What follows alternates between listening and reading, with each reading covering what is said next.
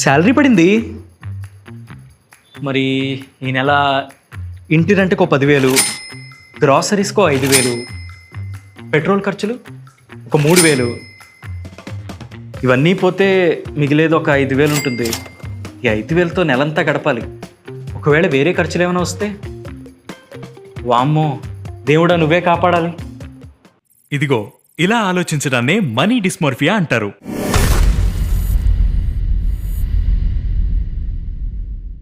ఈ మధ్య ప్రతి సగటు ఉద్యోగి ఆలోచన ధోరణి ఇలాగే ఉంది.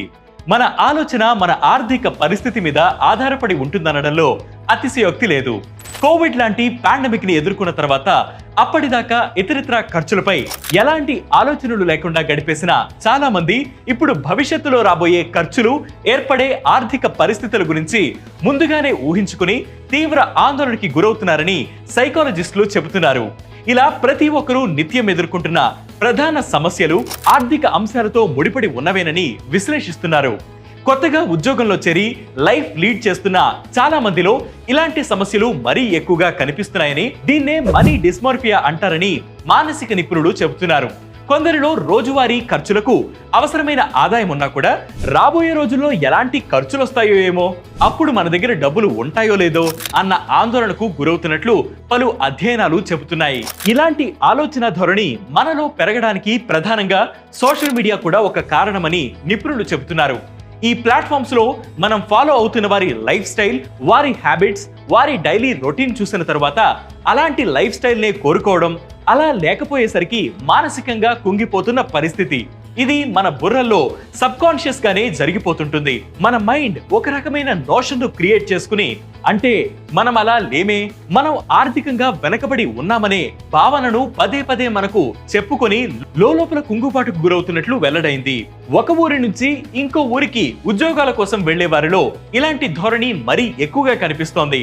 అక్కడ ఇల్లు వెతుక్కోవడం, మన బడ్జెట్ లో ఇల్లు దొరుకుతుందా లేదా అనే ఆలోచన, అన్ని రకాల ఖర్చులను ఒకరే భరించాల్సి రావడం, మరొకరి తోడు ప్రతి సందర్భంలో దొరకని పరిస్థితుల్లో అన్ని పనులు ఒంటరిగా చేయాల్సి రావడం, మున్ముందు ఎలాంటి ఖర్చులు వస్తాయో అన్న ఊహలు వారిలో ఆందోళన పెంచుతూ మనీ డిస్మోర్ఫియాకు దారితీస్తోంది. ఈ సమస్యలన్నిటికీ పరోక్షంగా ఆర్థిక అంశాలే ప్రధాన కారణంగా నిలుస్తున్నాయి.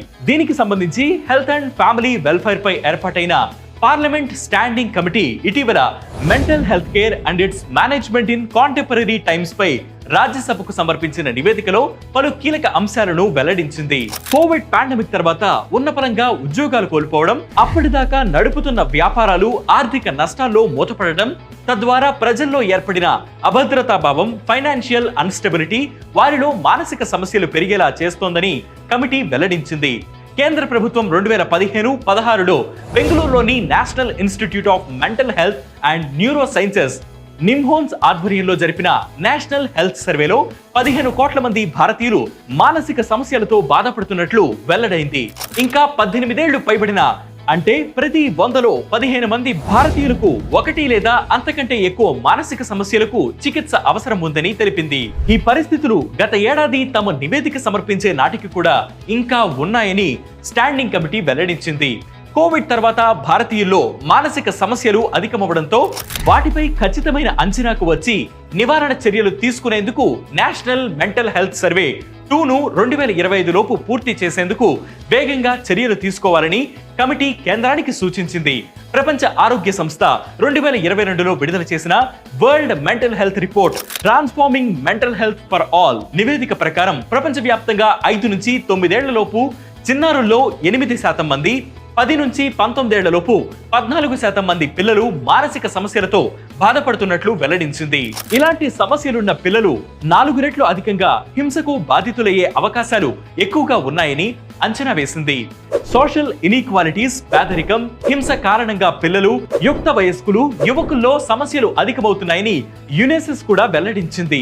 ప్రతి ఒక్కరి జీవితంలో ఆస్పిరేషనల్ ఉండాలని, అయితే సోషల్ మీడియాలో ఇతరులను చూసి ఎప్పుడైతే మనం కంపారిజన్స్ చేసుకోవడం ప్రారంభిస్తామో అప్పుడే సమస్య ప్రారంభమవుతుందని మానసిక నిపుణులు చెబుతున్నారు. వాళ్ళు అలా ఉన్నారు, వీళ్ళు ఇలా ఉన్నారు, మనమెందుకు అలా లేం అనే భావన మనలో మానసిక సమస్యలకు మూల కారణమవుతుందని అభిప్రాయపడుతున్నారు.